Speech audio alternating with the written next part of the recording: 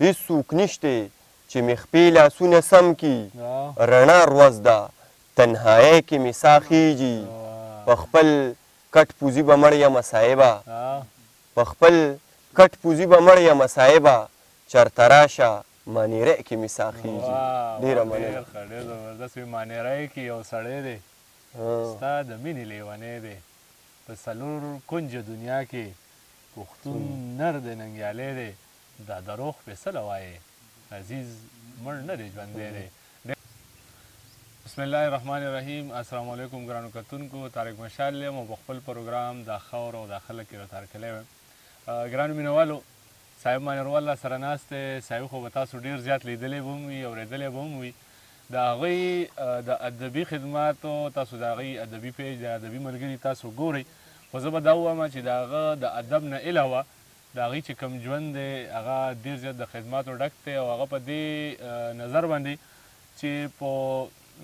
سردار میډیکل سنټر چې کوم دی په هغې کې زموږ چې کوم میډیکل سپیشلیسټ دی ډاکټر شاهد صاحب د هغې نه علاوه چې په کوم ځای کې هم د میډیکل فیلډ سره د ډاکټر سره چا څه ضرورت وي نو صاحب هغه حاضر وي په یو ټلیفون باندې په یو وینا باندې زمونږ د پښتنو وروڼو خدمت ته ایني ټایم حاضر وي که د شپې وي که د ورځې وي نو د هغوی د ادبي خدماتو نه علاوه په دغې باندې د هغې ډېر زیاته مننه کوم او زه خو ډېره زیاته ځکه کوم چې په د شپې مې هم تنګ کړی وي اکثر ورته کال کوم لکه ایمرجنسي ده نو ډېره مننه یې کومه. مننه طارق صاحب. زه به دغه ووایم چې زمونږ دغه پښتانه ولس چې دی دوی ته ځای په ځای کې همدغه شوکماران ناست دي. زموږ په خپله صوابه یې کوم ډېرې وړې وړې سنټرې کولو شوي دي ډاکټر هم پکې ورسره نه وي خو دغه هم دی خلکو ته ناست چې دا خلک راځي او دوی په یو بهانه باندې لوټي او بیا د اپریشن ضرورت نه وي اپریشن هم ورته کوي. زمونږ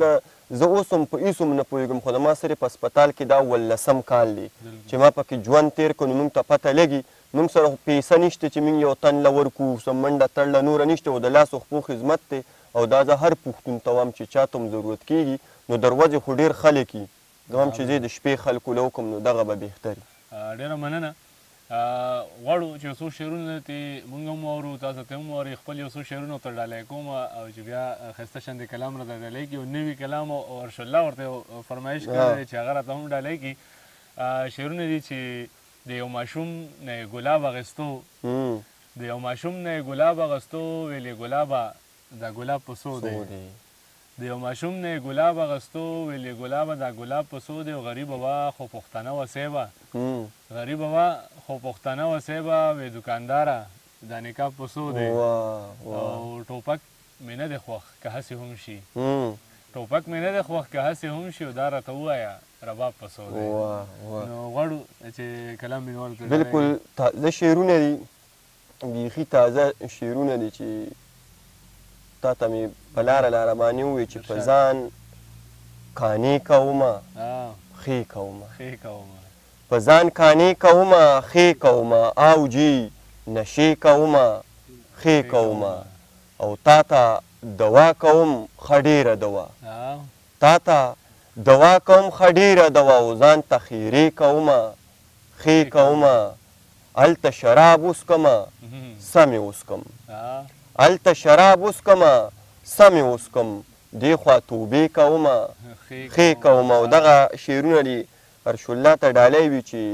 خدایه ستا په دنیاګۍ کې مې ساه خیږي په غریبه غریبۍ کې مې ساه خیږي یو شلیدلي کټ کې پروت یم چرته راشه یو زړه غوندې شړی کې مې ساه خیږي نن بچو راته وي ګرمه روټۍ راوړه دې سړې سړې نوړۍ کې مو ساه خیږي هېڅوک نشته چې مې خپې لاسونه سم کي